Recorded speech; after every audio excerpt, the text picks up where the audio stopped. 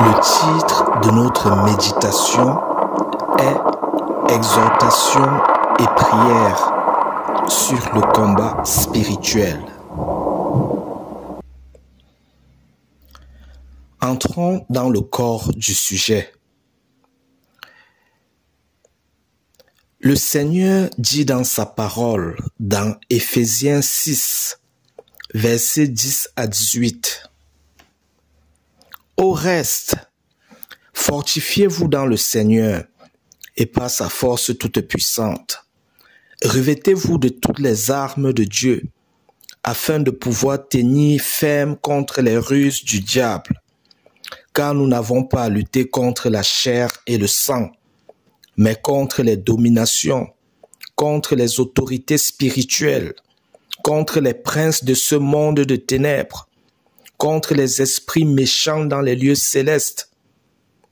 C'est pourquoi, prenez toutes les armes de Dieu, afin de pouvoir résister dans le mauvais jour, et tenir ferme après avoir tout surmonté. Tenez donc ferme, ayez à vos reins la vérité pour ceinture, revêtez la cuirasse de la justice, mettez pour chaussure à vos pieds le zèle que donne l'évangile de paix.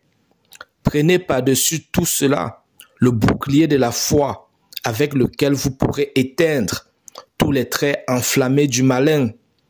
Prenez aussi le casque du salut et l'épée de l'esprit qui est la parole de Dieu. Faites en tout temps par l'esprit toutes sortes de prières et de supplications. Veillez à cela avec une entière persévérance et priez pour tous les saints. Le Seigneur dit aussi dans Apocalypse 3, versets 20 à 21, « Voici, je me tiens à la porte et je frappe. Si quelqu'un entend ma voix et ouvre la porte, j'entrerai chez lui. Je souperai avec lui et lui avec moi. Celui qui vaincra, je le ferai asseoir avec moi sur mon trône, comme moi j'ai vaincu et me suis assis avec mon Père sur son trône. » Fin des passages.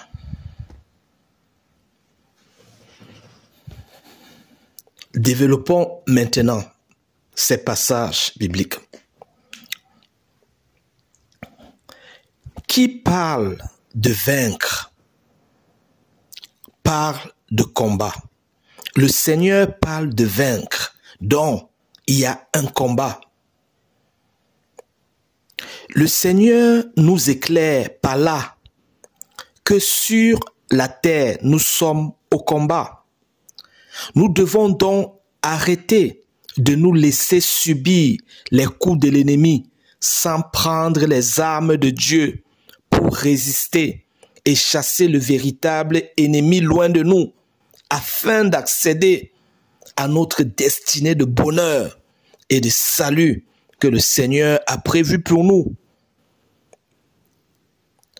Nous devons combattre le bon combat en connaissant notre Dieu, en connaissant Jésus-Christ et en prenant les armes qu'il a mis à notre disposition. Nous devons arrêter d'accuser les autres, de trouver un coupable pour chaque chose de mal qui nous arrive. Car en agissant ainsi, nous gardons le véritable ennemi près de nous pour notre plus grand malheur.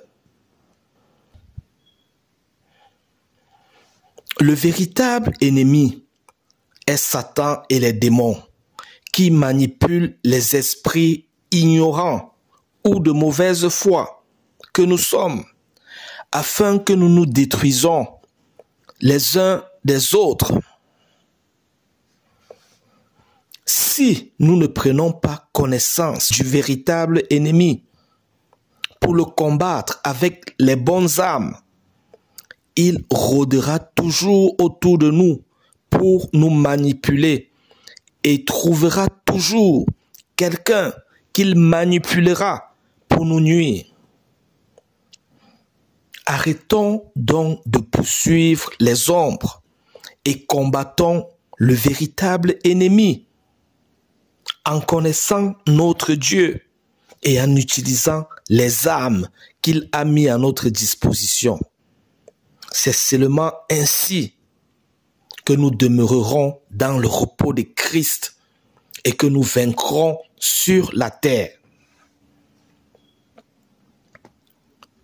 Sachez-le, tant que nous sommes sur la terre, nous sommes dans un champ de bataille, tous les jours, tous les temps, en combat. Si nous ne combattons pas, l'ennemi nous combat, nous afflige, et il le continuera sans s'arrêter, en s'assurant qu'il nous maintient captifs à la perdition éternelle. Le combat est de l'intérieur de nous, dans notre cœur, dans notre esprit, contre la faiblesse de notre chair, contre Satan et les démons, contre la corruption du monde. Et le combat est de l'extérieur de nous, en prononçant avec foi par notre bouche naturelle la parole de Dieu et en agissant avec foi selon la conduite de la parole de Dieu et de son Saint-Esprit en une situation donnée. Le combat est de l'extérieur de nous, en manifestant à l'extérieur par nos paroles et nos actes ce qui est à l'intérieur de nous, que nous avons emmagasiné en nous par la méditation sur la parole de Dieu. Quand j'étais ignorant, je ne savais pas que Dieu m'avait envoyé sur la terre pour combattre. Je ne savais pas que ma destinée sur la terre était de prendre les armes de Dieu et de combattre tous les jours, tous les temps, le véritable ennemi, de l'intérieur de moi et de l'extérieur de moi. Je ne savais pas que ma destinée était d'armer mon cœur, d'armer mon esprit à l'intérieur de moi, afin d'avoir la foi et la puissance pour résister et repousser le véritable ennemi. Je ne savais pas que ma destinée était d'armer mon cœur, d'armer mon esprit en faisant constamment des prières de foi à Dieu, en méditant constamment sur la parole de Dieu, en passant et repassant constamment des versets bibliques dans mon cœur, en entretenant constamment mon cœur, mon esprit, en l'occupant par les louanges faites de tout mon cœur au Seigneur, par de continuelles actions de grâce faites au Seigneur, afin de fortifier mon cœur et d'avoir la foi et la puissance dans mon cœur, dans mon esprit, pour résister et repousser le diable et les démons, et vaincre sur la terre pour être avec Christ dans son royaume.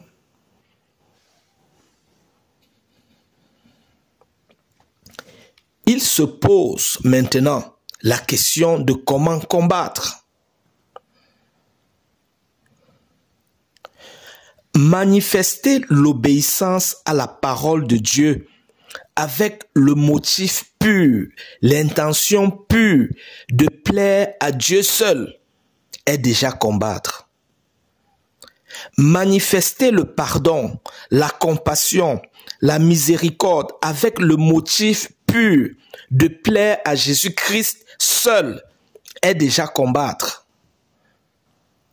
Manifester l'amour, la charité, l'hospitalité avec le motif pur de plaire à Dieu seul est déjà combattre. Agir pour ramener la paix entre des personnes, agir pour établir la justice entre des personnes avec l'intention pure de plaire à Jésus-Christ est déjà combattre. venir au secours des faibles, des malades, des pauvres et de notre semblable à cause de Jésus-Christ est déjà combattre. Pardonner l'autre, s'éloigner des personnes violentes ou perverses, s'éloigner du mal avec l'intention de rester proche de Dieu est déjà combattre. Prier en bien les uns pour les autres à cause de Jésus-Christ est déjà combattre. Cependant, si nous ne sommes pas chargés de l'esprit, il nous sera difficile de résister à la tentation de réagir comme Satan veut que nous réagissons à une situation donnée. Par exemple, nous serons plus disposés à ne pas pardonner à l'autre, à rendre le mal à l'autre, plus disposés à faire le mal à l'autre, à souhaiter le mal à l'autre, à n'éprouver aucune compassion pour notre prochain. Nous serons plus disposés à se plaire à la compagnie des personnes violentes ou perverses, à courir facilement vers le mal au lieu de fuir le mal. Nous ne pouvons pas combattre sans Jésus-Christ en nous, sans être remplis de l'esprit, car le combat en question est une affaire de puissance.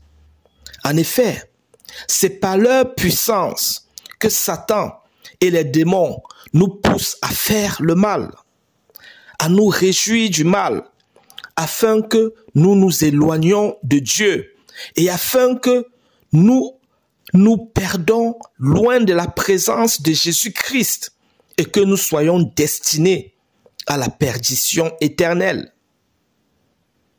Nous ne pouvons pas, de nous-mêmes et sans la grâce de Jésus-Christ, résister à la conduite de la puissance de Satan et des démons, car nous n'avons pas de puissance sans Jésus-Christ pour l'opposer à la puissance de Satan et des démons.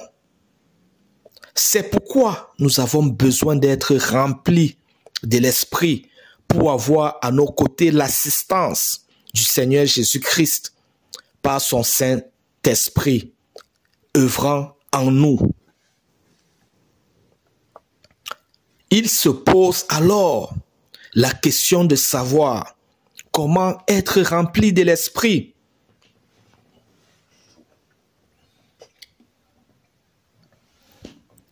Pour cela, nous devons nous déployer dans le bon ordre. Nous devons, dans un premier temps, trouver un lieu tranquille, un lieu secret, comme notre chambre, pour prier. Nous pouvons aussi prier dans notre cœur, dans notre esprit, car notre cœur, notre esprit est la parfaite chambre de prière. Dans la prière, nous devons nous repentir de tous nos péchés devant Dieu. Nous devons prier et supplier le Seigneur Jésus-Christ de faire sa demeure en nous et de nous remplir de son amour.